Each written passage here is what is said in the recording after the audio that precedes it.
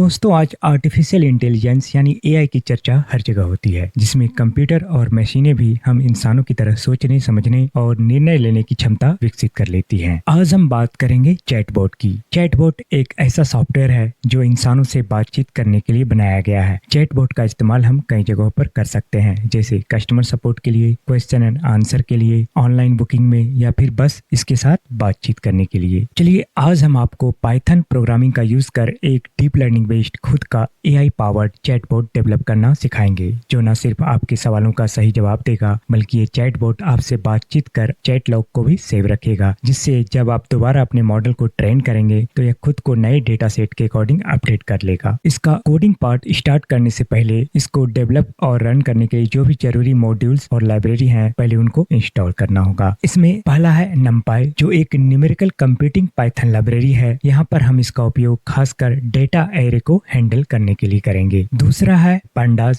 जो एक tabular form में डेटा मैनिपुलेशन और डेटा एनालिसिस के काम को आसान बनाता है। तीसरा महत्वपूर्ण लाइब्रेरी है scikit-learn, जो हमारे लिए डीप लर्निंग को इम्प्लीमेंट करने के लिए सभी जरूरी टेक्निक्स जैसे कि क्लासिफिकेशन, रिग्रेशन और क्लस्टरिंग जैसे काम को आसान बनाता है। और चौथा जो सबसे महत्वपूर्ण लाइब्रेरी है वो है टेंसरफ्लो, जिसके जरिए रॉ डेटा सेट को प्रोसेस कर न्यूरल नेटवर्क मॉडल को ट्रेन किया जाता है, जिससे फाइनली मशीन लर्निंग मॉडल्स तैयार होते हैं। इनके अलावा भी कुछ और स्टैंडर्ड लाइब्रेरी की जरूरत पड़ेगी जो पाइथन के लिए साथ प्री इंस्टॉल आते हैं। इनके बारे में हम आगे बातचीत करेंगे जब हम अपना कोडिंग पार्ट स्टार्ट करेंगे। सबसे पहले इन सारे लाइब्रेरी को हम एक कमांड देकर इंस्टॉल करेंगे, कुछ इस तरह से। अब हमारा नेक्स्ट स्टेप होगा ट्रेनिंग डेटा को तैयार करना। हमारा ये ट्रेनिंग डेटा एक सेट ऑफ कन्वर्सेशन है, जिसमें एक डेटा स्ट्रिंग है यूजर इनपुट और दूसरा डेटा स्ट्रिंग है बोट रिस्पॉन्स।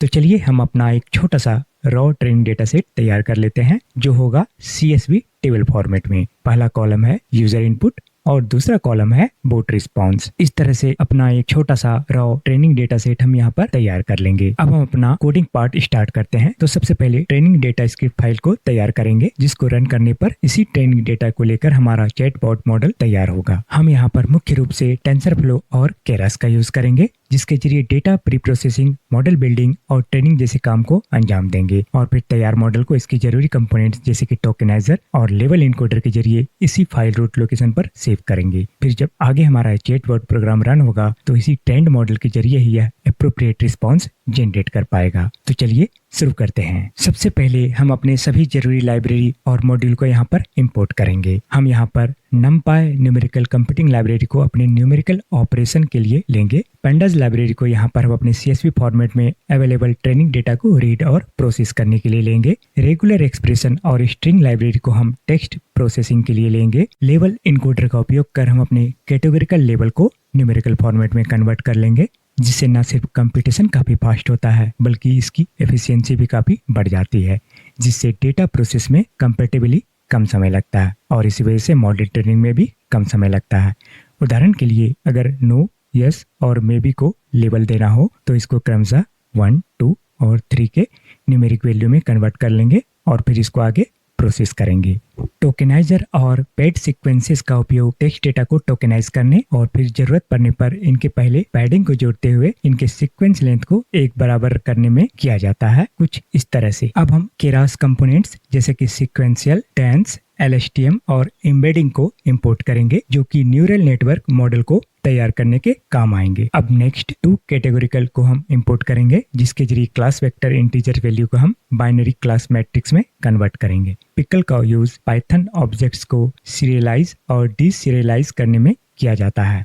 अब नेक्स्ट टेंसरफ्लो को इंपोर्ट करेंगे। यह एक बहुत ही इंपॉर्टेंट और पॉपुलर कोर लाइब्रेरी है, जिसका उपयोग मशीन लर्निंग मॉडल को ट्रेन और बिल्ड करने में किया जाता है। CSV मॉड्यूल को हम यहाँ पर CSV टेबुलर डेटा सेट को रीड करने और राइट करने के लिए करेंगे। और अंत में वार्निंग मॉड्यूल्स को भी हम इंपोर्ट करेंगे, जिसका उपयोग यहाँ पर वार्निंग मैसेज को हैंडल करने में होगा। अब बढ़ते हैं हम अपने अगले पड़ाव की तरफ। हम अब टेंसरफ्लो वार्निंग्स और लॉग्स को सप्रेस कर लेंगे, जिससे कि हमारा आउटपुट अधिक क्लियर और इजी टू रीड लगे। अब नेक्स्ट हम पहले एग्जिस्टिंग चैट लॉग फाइल को चेक करेंगे। अगर वह वहाँ पर पहले से मौजूद है तो फिर हम इस CSV फाइल को डेटा फ्रेम में लोड करेंगे। आगे हम ट्रांसफॉर्म डेटा नाम से एक एम्प्टी लिस्ट तैयार कर लेंगे। अब नेक्स्ट पड़ाव में हम अपने डेटा सेट को CSV फाइल chatdata.csv से रीड और ट्रांसफॉर्म करेंगे, जिसमें हमने पहले ही कुछ यूजर इनपुट्स और बोट रिस्पॉन्सेज को ऐड कर रखा है। अब हम चैट लॉग्स डेटा में बोट रिस्पॉन्सेज को एज ए यूजर इनपुट और यूजर इनपुट को एज ए बोट रिस्पॉन्स में ट्रांसफॉर्म कर लेंगे। अब नेक्स्ट इस ट्रांसफॉर्म डेटा को डेटा फ्रेम में कन्वर्ट करेंगे। सबसे पहले अपने मेन ओरिजिनल डेटा सेट को लोड करेंगे, फिर इस ओरिजिनल चैट डेटा के साथ ही चैट लॉग वाले ट्रांसफॉर्म डेटा को भी इसके साथ जोड़ देंगे। अब इस अपडेटेड चैट डेटा सेट को दोबारा से chatdata.csv फाइल में ही डबल कोट को मेंटेन करते हुए सेव कर लेंगे। अगर फाइल लोकेशन पाथ पर पहले से चैट लॉग फाइल नहीं मिलता है तो फिर हम इसका एक नोटिफिकेशन आउटपुट देंगे।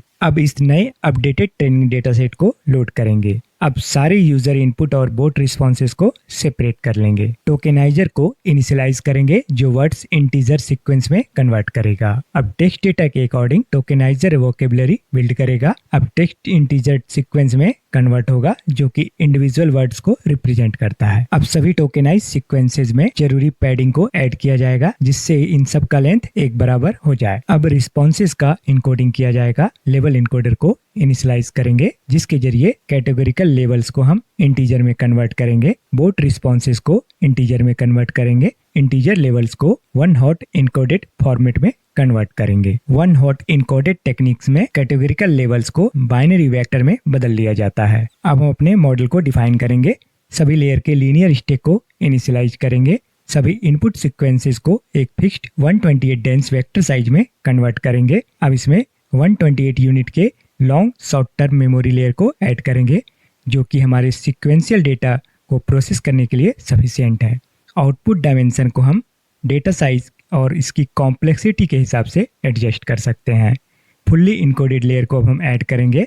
अब सारे बोट रिस्पॉन्सेज में सॉफ्टमैक्स एक्टिवेशन फंक्शन का यूज करते हुए इसकी प्रोबेबिलिटी को चेक करेंगे और फिर इसका एक फाइनल आउटपुट देंगे। अब अपने मॉडल को कंपाइल करेंगे। मॉडल को ट्रेन करने के लिए एडम ऑप्टिमाइजर का यूज करेंगे। मल्टी क्लास क्लासिफिकेशन के लिए लॉस फंक्शन का यूज करेंगे। इसके साथ मॉडल ट्रेनिंग के समय एक्यूरेसी को भी ट्रैक करेंगे। अब हम मॉडल को ट्रेन करेंगे। इनपुट डेटा यानी x के साथ इसके जुड़े लेवल y को सामने रखते हुए 6 एपोक के साथ ट्रेन करेंगे। यहाँ पर मैं थोड़ा सा एपोक के बारे में आपको बता दूं कि यह मशीन लर्निंग प्रोसेस में पूरे डेटा सेट को स्कैन करते हुए एक कंप्लीट पास थ्रू साइकिल है। एपोक वैल्यू को एक बैलेंस में ही सोच समझ कर रखना होता है। इनपुट के अकॉर्डिंग मॉडल के आउटपुट परफॉर्मेंस और इसकी एक्यूरेसी में यह बहुत ही इम्पोर्टेंट है।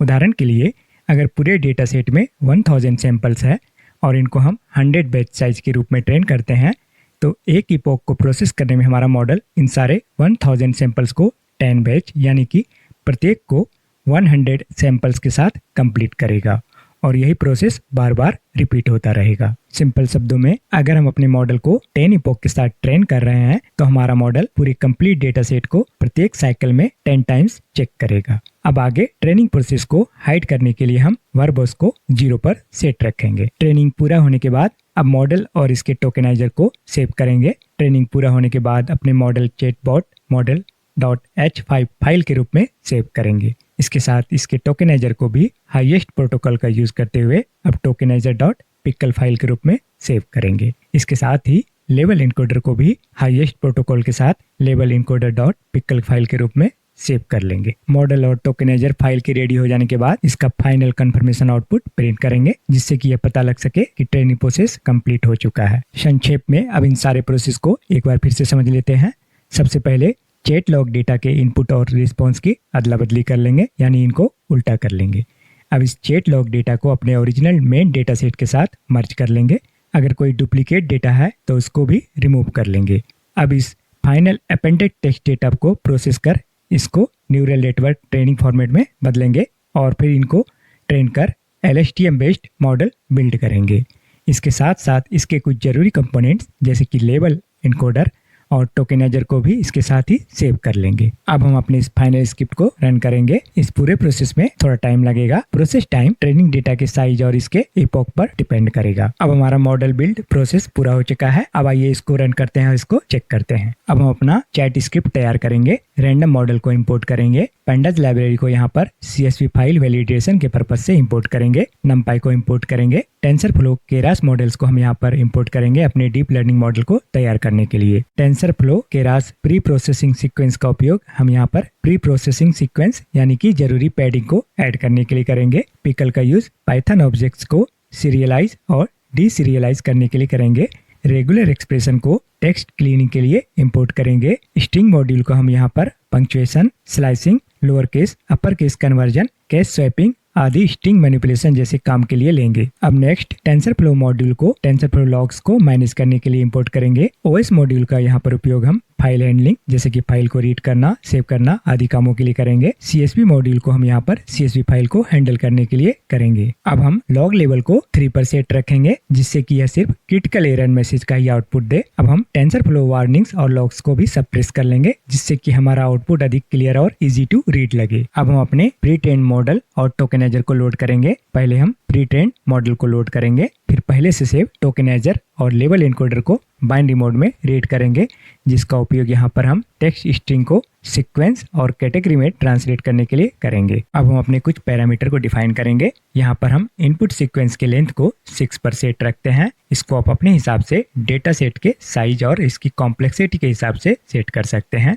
लेकिन इस बात का ध्यान रखें कि यह मॉडल ट्रेनिंग और इन्फरेंस दोनों में लगभग बराबर ही हो। चैट लॉग CSV हमारा चैट लॉग फाइल है जिसको हम हर एक चैट सेशन में अपडेट करते रहेंगे। इस लॉग फाइल का उपयोग हम अपने मॉडल को दोबारा से नए अपडेटेड ट्रेनिंग डेटा सेट के साथ ट्रेन करने के लिए करेंगे। अब हम टेक्स्ट क्लीन फंक्शन को राइट करेंगे जिसकी मदद से टेक्स्ट को क्लीन करेंगे। सबसे पहले स्ट्रिंग को लोअर केस में बदलेंगे। इसमें लीडिंग व्हाइट स्पेस को रिमूव कर लेंगे। इसमें से नंबर्स को भी रिमूव कर लेंगे। किसी भी तरह के पंक्चुएशन को भी इससे रिमूव कर लेंगे। अब मल्टीपल व्हाइट स्पेस को सिंगल स्पेस में बदलेंगे। अब रिस्पॉन्स जनरेशन फंक्शन को हम राइट करेंगे। यूजर इनपुट को लेकर क्लीन टेक्स्ट फंक्शन के जरिए पहले इसको क्लीन कर लेंगे। अब इस क्लीन टेक्स्ट को टोकेनाइजर की मदद से सीक्वेंस में बदलेंगे। अब इन सारे सीक्वेंस को एक्स्ट्रा पैडिंग को जोड़ते हुए इसके लेंथ को एक समान रखने की कोशिश करेंगे। अब टॉप 3 हाईएस्ट प्रोबेबिलिटी वाले रिस्पॉन्स की एक लिस्ट तैयार कर लेंगे। अब फाइनली अपने ट्रेन मॉडल को थ्रेशोल्ड फॉर कॉन्फिडेंस को कंसीडर करते हुए मैक्सिमम मैचिंग प्रोबेबिलिटी स्कोर को निकाल लेंगे। अगर यहाँ पर थ्रेशोल्ड हमारे सेट लेवल से अधिक होता है तो इसमें सबसे हाईएस्ट प्रोबेबिलिटी वाले रिस्पॉन्स को सिलेक्ट कर इसका रिटर्न आउटपुट देंगे, और अगर ऐसा नहीं होता तो फिर टॉप 3 मैक्सिमम पॉसिबल रिस्पॉन्स की जो लिस्ट हमने पहले तैयार की थी उनमें से ही किसी एक को रेंडमली सिलेक्ट कर इसका रिटर्न आउटपुट देंगे। अब नेक्स्ट हम अपने चैटबॉट की मेमोरी को बढ़ाने के लिए, इसको अधिक इंटेलिजेंट बनाने के लिए लॉग डेटा को सेव कर लेंगे ताकि बाद में इसका उपयोग हम दोबारा से ट्रेनिंग डेटा के रूप में कर सके, जिससे कि हमारा चैटबॉट और भी स्मार्ट होता चला जाए। यहाँ पर हम पहले यह चेक करेंगे कि क्या चैट लॉग फाइल पहले से मौजूद है या नहीं। अगर नहीं है तो एक एम्प्टी CSV फाइल को 2 कॉलम नेम जिसमें पहला होगा यूजर इनपुट और दूसरा होगा बोट रिस्पॉन्स के साथ सेव कर लेंगे। एग्जिस्टिंग चैट लॉग फाइल से डेटा को लेकर डेटा फ्रेम में रखेंगे। नए यूजर इनपुट और रिस्पॉन्स को डेटा फ्रेम में रखेंगे। अपडेटेड डेटा फ्रेम को CSV फाइल के रूप में दोबारा से सेव कर लेंगे। अब हम दोबारा से अपने इस CSV फाइल को रीड करेंगे और अगर इसको रीड करने में कोई पार्स एरर आता है तो इसका आउटपुट देंगे। अब फाइनली हम अपना इंटरेक्टिव चैटबॉट फंक्शन तैयार कर लेंगे। जब भी हमारा प्रोग्राम सक्सेसफुली स्टार्ट हो जाएगा तो यह एक मैसेज आउटपुट देगा ताकि आम यूजर को पता लग सके कि हमारा चैटबॉट बात करने के लिए अब तैयार है। अब हमारा प्रोग्राम इंटरेक्टिव लूप कंडीशन में नए यूजर इनपुट के लिए तैयार रहेगा। जब भी यहाँ पर यूजर एग्जिट टाइप करेगा तो यह लूप टर्मिनेट हो जाएगा और हमारा प्रोग्राम एग्जिट हो जाएगा। अदरवाइज किसी भी इनपुट को हमारा चैट प्रोग्राम प्रोसेस कर गेट रिस्पॉन्स फंक्शन के जरिए एप्रोप्रिएट रिस्पॉन्स जनरेट करेगा और हर बार नए चैट लॉग डेटा को चैट लॉग फाइल के रूप में सेव करता रहेगा। इस तरह से ये कंडीशन लूप में चलता रहेगा। अपने चैटबॉट को स्टार्ट करने के लिए बस अब इंटरेक्टिव चैटबॉट फंक्शन को कॉल करना होगा। अब इन सब का एक समरी लेते हैं। सबसे पहले सभी जरूरी लाइब्रेरी को हम अपनी स्क्रिप्ट फाइल में इंपोर्ट कर लेंगे जो कि अलग अलग कामों के लिए हमें जरूरत पड़ेगी। अब हम अपना प्री ट्रेन मॉडल और इसके सारे सपोर्टेड टूल्स जैसे कि चैटबॉट मॉडल, टोकेनाइजर और लेवल इनकोडर को लोड कर लेंगे। अब यूजर इनपुट को क्लीन कर लेंगे जिससे कि बेहतर परफॉर्मेंस हमें मिल सके। अब इस क्लीन यूजर इनपुट को हम प्रोसेस कर अपने ट्रेन मॉडल से मैक्सिमम एप्रोप्रिएट रिस्पॉन्स जनरेट करवाएंगे।